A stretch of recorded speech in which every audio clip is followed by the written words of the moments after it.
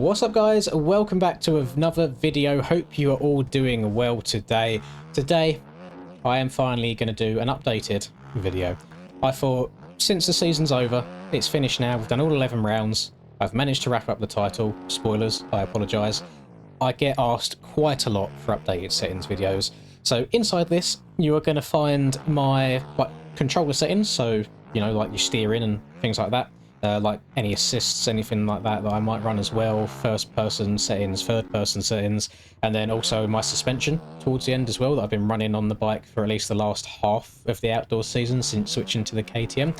So I hope you find this very, very useful. Sorry if it's a bit longer than a setup video should be, I do enjoy a bit of a waffle, you guys know that.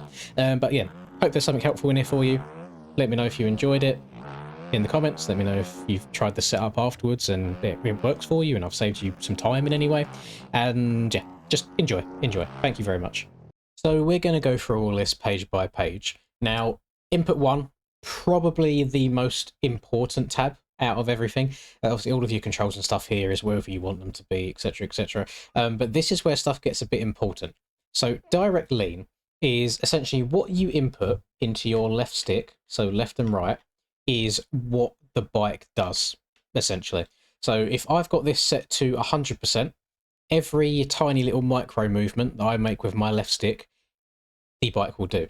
When I've got it set to 80, there's a tiny little bit of smoothing in here where the game will help you out a little bit in between. Of course, the lower you have this number, the slower the bike will lean side to side as well. So you're trying to find a fine line basically between turning quick enough but not turning too sharp to the point where it's unrideable. In Supercross, I'm quite happy running 100 because you have 180 bowl turns or 90-degree turns just over and over again. However, in outdoors, where you've got all of these different really long ruts, some might have hooks in, some have bumps, it's very hard to be 100% pixel perfect all the time. So I turn this down to about 80, so I've got a little bit of wiggle room. Combined brakes, I've always ran combined brakes, so just when I press in my left trigger, it does both brakes at the same time. And then I've got a separate one for my rear brake only before L1 or left bumper. Minimum max, just mess around with this. I would actually say my brakes are on the weaker side because I physically can't lock up sometimes in corners, but I do also run brake help, which I'll show you on the when we get to the last simulation tab. Now, dead zone, I just would recommend messing around with your dead zone until any tiny yellow input here has disappeared. That's just personal preference. I don't like having a big dead zone. I like the bike feeling very responsive to what I'm inputting. Linearity is something that you might want to mess around with yourself. It's something that I don't ever touch, I don't think, even since day one of having this game. It's more for people that play controller rather than keyboard and mouse, just so you have smooth inputs either right at the beginning of turning left or right at the end of turning left or right. It gives you a little bit more of a precise input there. I don't bother with smoothing or anything. I kind of feel like, you know what, my thumbs are smooth enough. And then gain. This is basically how far the bike can lean over. So at the start of this year, I was all the way down to around 92% gain. But I found since standing up almost everywhere seemed to become the meta, I couldn't get the bike leant over as far. So I changed from 92 up to 97. Now I can stand up in most corners and still get the bike cranked over as far as I want it to. Obviously, the higher you go than this, the further you can lean over and the quicker you can lean over. But it'll get to a point where it also gets maybe too quick to control. I think the only thing of note really on input 2 is the sitting. So I've got my sit-in set up so it's set to direct. So all of the time I'm pressing my sit down button, which is holding in my right stick, I sit down. Anytime I let go of it, I'm stood up. This is all personal preference. A lot of people don't run it direct, so they just click it once to sit down and it stays sat down, and then they'll click it once again to stand up. This is more so from my MX Simulator days. That's how I played on Sims, so I just copied that back over to bikes. But this again, I find sometimes, let's take sand tracks for example, I find myself in the space of one corner, if there's multiple rollers around the corner, sitting and standing multiple times within the same corner. So I feel like I can just do this quicker, and I haven't got to pay attention really to what my rider's doing. I haven't got to quickly check to see if I am stood up or sat down. I can just feel it in the right stick when it's pushed down. Nothing important on input 3, this is all just replay camera stuff here. But going over to graphics, I like to have as much detail on my tracks as I can do.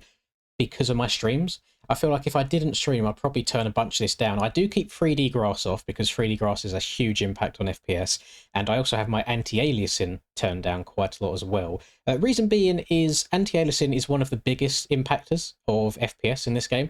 If you load up into a game and you max this out to 16 times, look at your FPS, then go all the way down to 0 or 2 times and look at your FPS, there'll be quite a big difference. So if you are struggling for frames and you have high anti-aliasing, then by all means turn this down, and I keep all my details and stuff on that on high. My PC's able to control it, so that is the gist of that there.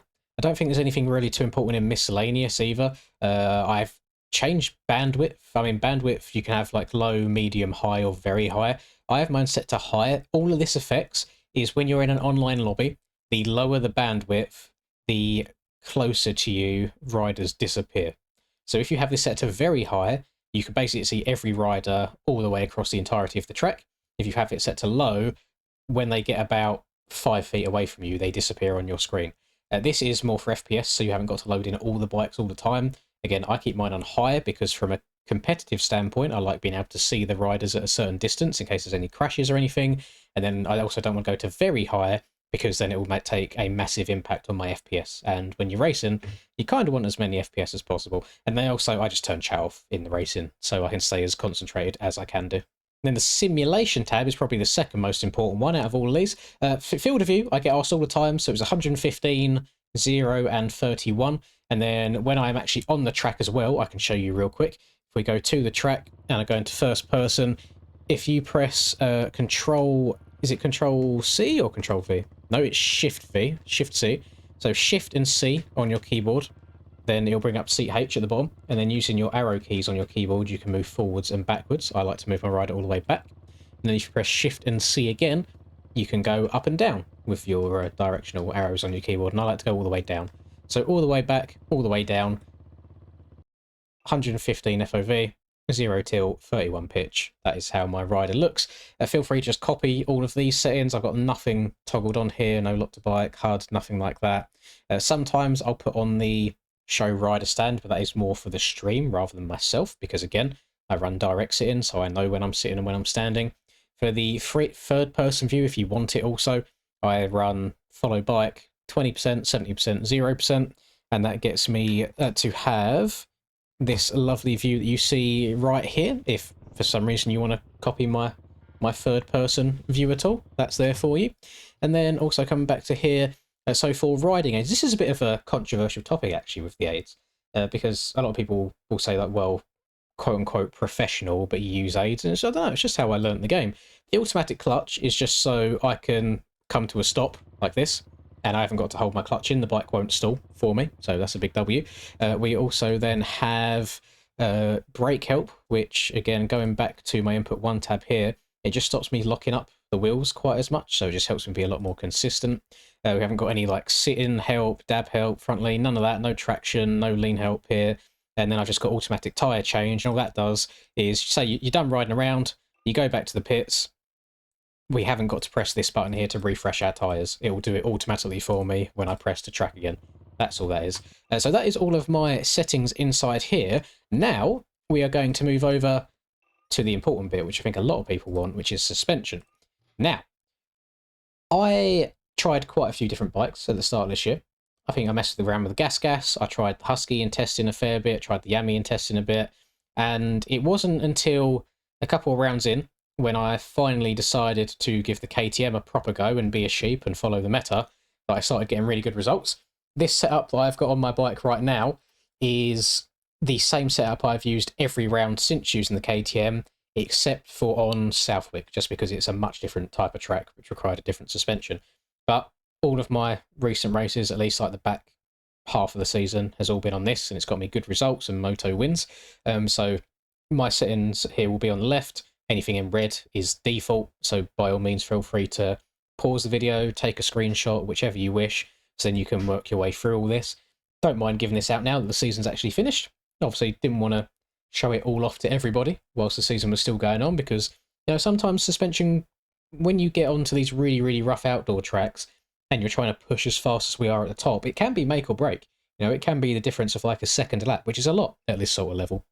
For drivetrain, I always tend to keep the drivetrain stock, and I get pretty damn good starts these days, to be fair, but that happens a lot with the quick shift as well.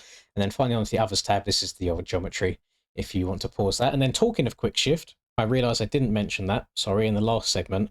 In settings, in simulation, I do not have shift help selected. If you're unaware of what quick shift is, if you are on any Austrian 4-stroke bike, so the 250 4-stroke or the 450, if you are on a KTM, a Gas or a Husky, you have what is called a quick shift.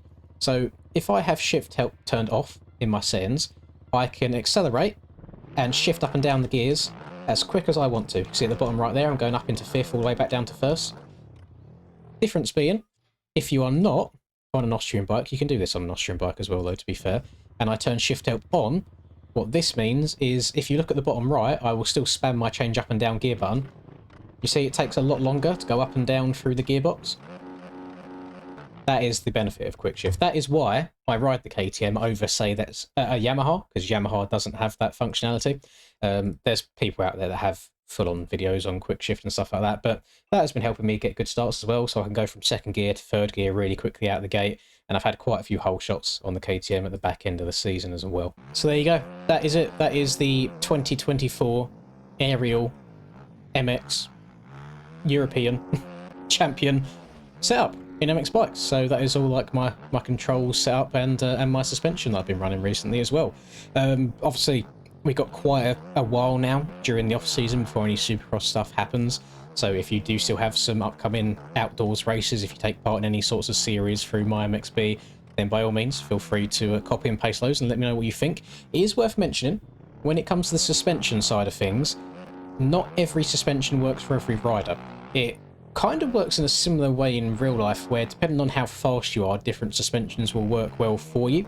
So the people who are, let's say, in the top 1% of players on this game, which I would like to consider myself in, they are going to have a much different suspension than people that are maybe like just scraping through in qualifying, for example. Just different speeds, hitting bumps differently, different angles, different forces going through the bike. You need different setups to make the bike work well for you. So if you don't like that setup there, please don't hate me. It is just personal preference at the end of the day. And whilst finding a setup will save you a second or so a lap on tracks like this, it's important to find the right setup for you as well. Because what works for me, again, might not work for you, and vice versa. If you have a setup that you really enjoy, I could put it on myself and maybe not like it as much. Maybe it doesn't do what I want out of the bike. So just take that with a little pinch of salt. But hopefully there has been something inside this video that you have found useful. And again, just want to say a massive thank you to everyone throughout this MX season for being very supportive. We somehow, I think we broke 650-ish viewers on the last round for the live stream of finally clinching the title. So all give yourselves a round of applause, a nice pat on the back. You all deserve it. So thank you very, very much. And thank you for watching this video. If you did enjoy, please do drop a like, subscribe to the channel if you are new, all that lovely stuff. It really helps the channel out. And have a lovely rest of the day, whatever you're up to. And I'll see you all in the next video. Peace. Lynn's in the zone, never backing down. Riding MX bikes, he's the talk of the town. 2022 champ with a YouTube crown. His game is tight, no signs of slowing down. Late nights, bright lights, he's chasing that fame in the digital arena. Writing his name, she's a 10 out of 10. Supporting his lane, hairline might receive, but his passion's the same.